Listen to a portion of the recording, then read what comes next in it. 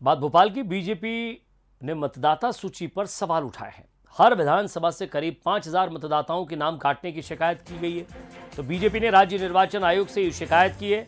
आयोग पहले नाम काटने का उचित आधार बताए, सूचियों का परीक्षण कर दोबारा मतदाताओं की सूची में उनके नाम जोड़े, पुरानी प्रकाशित सूची में काटे गए नाम का आधार प्रकाशित करें।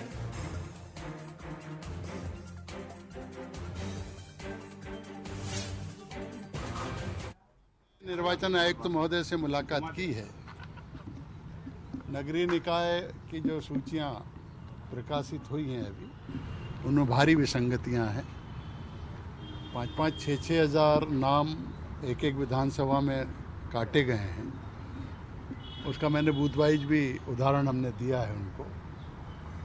और काटने का पूछने पर कोई आधार नहीं बताया जा रहा है। कई बार कह रहे हैं कि वो कंप्यूटर में कट गए हैं, तो आखिर नाम अगर कटे हैं तो उसका आधार बताना ये नियम भी है। तो हमने कहा है कि ये सूचियों को देख लिया जाए कि आखिर क्यों मतदान निष्पक्ष होना है, तो मतदाता सूची निष्पक्ष होना जरूरी है।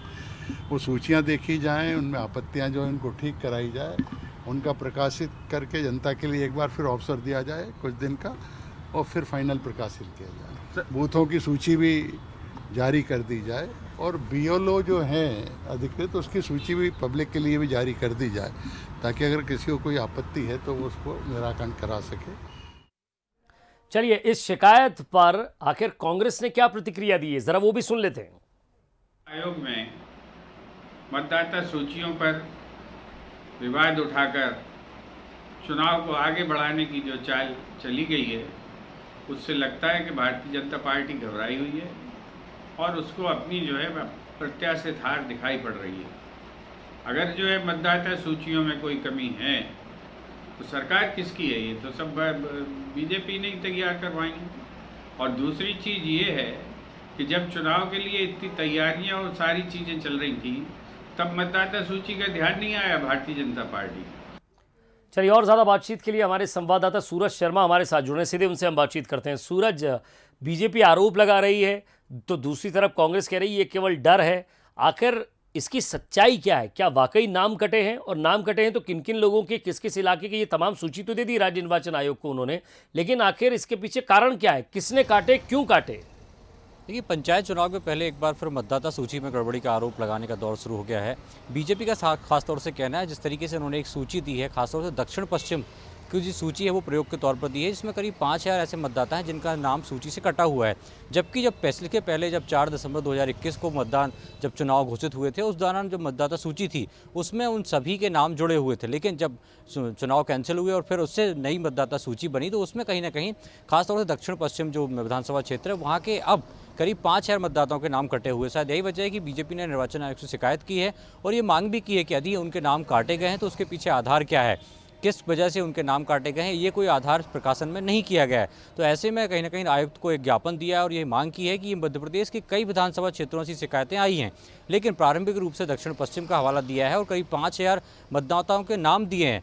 2021 में जो मतदाता सूची प्रकाशित हुई थी वो, और हाल ही में जो अप्रैल में मतदाता सूची हुई प्रकाशित हुई है वो। तो कहीं ना कहीं एक गड़बड़ी का आरोप जरूर लगाया है कि अधिकारियों ने आखिर नाम क्यों काटे हैं, किस तरीके से, कौन से बीएलओ थे, जो ब्लॉक लेवल ऑफिसर होते हैं, खासतौर से बूथ लेवल जो ऑफिसर होते हैं, उनकी सूची भी देना चाहिए, ताकि ये पता चले कि कौन से अधिकारी ने इन जो मतदाता हैं उनके नाम काटे गए। खासतौर से देखा गया कि स्मार्ट सिटी के कार्यक्रम या दूसरे आवासीय परियोजना के तहत जो लोग विस्थापित हुए हैं, यदि उनके नाम भी काटे गए हैं तो उसका आधार क्या है, उनकी वजह क्या है। तो कुल मिलाकर अब मतदाता सूची में गड़बड़ी का आरोप लगाने लगे हैं बीजेपी। वहीं कांग्रेस का कहना है कि वो चाहते हैं कि चुनाव टल जाएं, इसलिए इस प्रकार का हथकंडा अपनाया जा रहा है, क्योंकि मतदाता सूची पहले प्रकाशित हो चुकी थी। हालांकि चुनाव भी घोषित नहीं हुआ, लेकिन बीजेपी ने मांग की है कि पहले उचित कारण बताया जाए और जो मतदाता सूची में नाम काटे गए हैं उनके नाम वापस जोड़े जाएं, ताकि मतदाता को एक मतदान का अधिकार अपना होना चाहिए। तो यही एक मांग की गई है और आने वाले समय में और जो अन्य विधानसभा क्षेत्रों में इस तरीके की त्रुटियां हैं उसको लेकर भी निर्वाचन आयोग से भारतीय जनता पार्टी शिकायत करेगा, ज्ञापन देगा, ताकि जो मतदाता यदि छूट रहे हैं मतदान से, कहीं ना कहीं उन्हें उसका अधिकार मिले। तो अब देखना ये होगा कि ये सूची कितनी बढ़ती है, कौन कौन से विधानसभा क्षेत्र में कितने मतदाता छूटे हैं या जिनके नाम काटे गए, जिनका कि 4 दिसंबर 2021 को जब चुनाव घोषित हुए थे उस समय मतदाता सूची में था। तो अब देखना होगा कि बीजेपी ऐसे कितने लोगों का डाटा इकट्ठा करती है और कौन कौन विधानसभा क्षेत्र में जो मतदाताओं के नाम कटे हैं उनकी सूची निर्वाचन आयोग को देती है, क्योंकि हालांकि अभी निर्वाचन की प्रक्रिया शुरू नहीं हुई, तो देखना ये होगा कि निर्वाचन आयोग उसमें क्या फैसला लेता है और भारतीय जनता पार्टी का अगला कदम क्या होगा, किस डाटा को लेकर जाएगी और कौन कौन से लोगों को खासतौर से जो नाम काटे गए हैं उनकी सूची निर्वाचन आयोग को उपलब्ध कराएगी। विजय जी शुक्रिया सूरज इस तमाम बातचीत के लिए।